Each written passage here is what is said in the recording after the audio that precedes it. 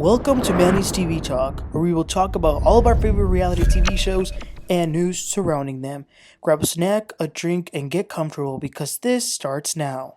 Hello, everybody, and welcome back. Today, we're going to be talking about the new episode of The Valley, Season 1, Episode 5. Let's get right into it. Want it to work, or do you not want it to work? I know that you want to make it work, and I know you want to be with me, but I don't necessarily know how I feel. Okay, so this episode starts with Brittany and Jax in their home. Brittany is going to Malibu. Nia and the current Miss USA got this big house and invited the girls for a girls trip. Jax says he's going to probably do a pool party as well.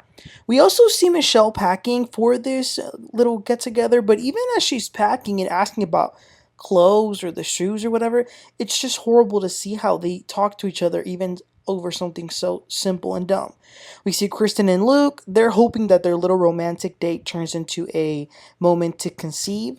Jax then starts to get ready for his little pool party, and apparently he says he's OCD. He likes to clean and organize the house. I mean, that's better than Tom and Ariana's house, so he's doing that. Then Brittany is heading out. Now, Jax seemed to be in a little bit of a mood, kind of throwing shade and jabs at Brittany. Brittany's just happy with her southern accent, but yeah, he definitely seemed a little upset. Then Janet comes to pick up Brittany. Now, Janet is a little weird, so in the car ride, she says that she Googles all her friends' house on Zillow to take a virtual tour of the house, know how much they paid for it, and how much they pay in income tax. Okay. Janet is still talking about Kristen. She says that she's a little worried about her. She hopes there's no drama this weekend. Brittany gets a text from Jax saying, have fun today. But then Brittany starts to tell Janet that Jax gets mad at her a lot. And they showed a flashback of Jax reprimanding Brittany. He says, stop drinking. You want to be a mom, then act like one. Brittany's point is that it's hypocritical because he also drinks. But I'm sorry, Brittany, I'm gonna have to agree with Jax. Like, off the vodka if it's a weekday. Jesse then goes to Jax's house, and the other men start to arrive with their children, those who have them, and beer. They're doing like a little bit of a cookout. But the Malibu house is beautiful. The view is crazy. I am also obsessed with Nia. Not only is she beautiful on the outside, but she is on the inside as well. Kristen arrives with the rest of the women. She took a pregnancy test apparently, which came back negative. Now, I will say, Michelle saying in her confessional to Kristen, please don't have a kid. We don't need more of you around. It's a very disgusting thing to say, Michelle. What if someone said that about you and your asshole husband? Like, that's not okay. I did not like that comment whatsoever. But anyway, they sit in a table and paint a butterfly. All of the women are painting, and they also have to come up with a quote unquote intention, which I feel like they do all the time. So Michelle says that her intention is to love, and they're all there to say they're going to be there for her.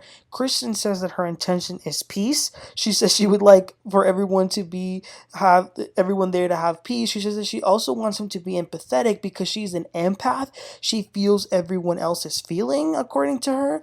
Her words are, quote, it is so hard to be an empath.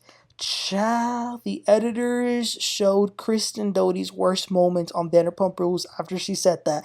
Now, that was shady. Nia also talks about peace and wanting to be fine because she really isn't. Keep in mind, it's 2 months postpartum, 2 baby twins, and a 1-year-old. I can't even imagine. She says that she feels like her brain and emotions are separate. Like, it's such a mess.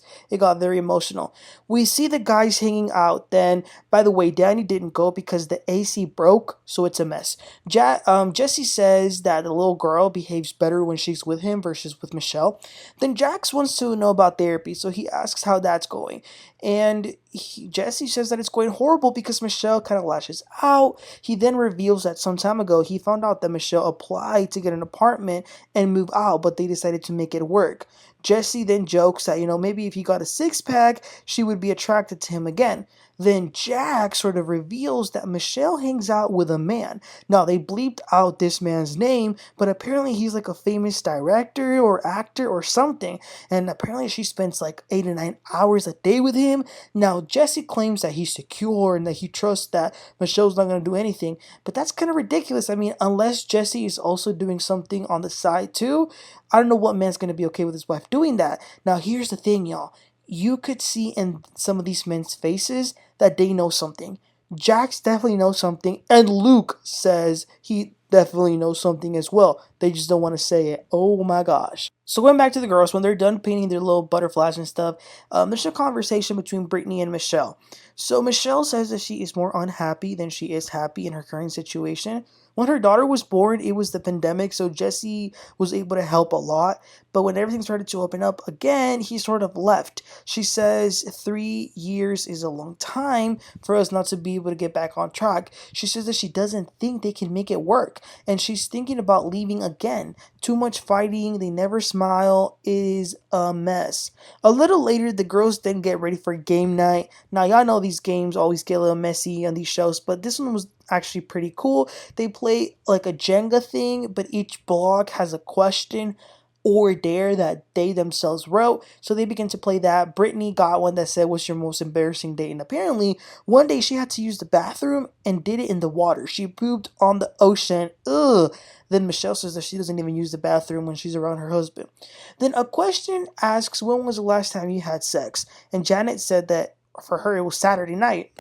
But Brittany says that it's been about a month and a half. Oh. Brittany says that he doesn't make her feel attractive. The girls say, "Well, you should say that to him." The first thing is that Jax puts her down a lot. And in the middle of this, also, by the way, Danny is texting Nia that he needs her to go home because with the whole AC being broken, he needs help from Nia. So Nia packs up and goes, "Listen, I get trying to fix the AC when you live in the valley where it's so hot and having three babies at the same time is hard. He needs the help, but it for sure was sad to see her have to, give up her girls' night." So she leaves, but the other girls had an amazing night. No fights, just fun, dancing, and drinking. The next morning, turns out Kristen left in the morning. Janet is cooking some breakfast, and Brittany was wasted because she let loose like it was crazy. But it was a fun night for sure. They then pack up and leave. We then see Danny and Nia. He's sort of joking about the AC being broken, but they talk about the girls' night. Nia says, "I can't believe Brittany and Jax haven't had sex in a month and a half." They're still doing it, even though she just had babies. And apparently, they like to get freaky. Blindfolds, handcuffs, ice. Listen, I'm not mad at them. They're a married couple. Good for them. Do what you gotta do. But the one thing she can relate to Brittany is not feeling 100% comfortable in her own body. She just begins to cry. She doesn't want to admit that something is wrong, but something is wrong. And here's the thing. She starts to cry, and he's there to wipe her tears, which is amazing that he's being so supportive. She says that she has what's called high functioning depression. It was really sad for sure. He says, "I'm not going anywhere. I will be here for you. Like, we can get you the help and everything." But Nia is definitely going through it. We then see some small clips of the couples in their homes. We then see Jax and Brittany at home. So she talks about the girls' night. She talks about her being wasted. He's a little concerned that she got home literally throwing up and everything.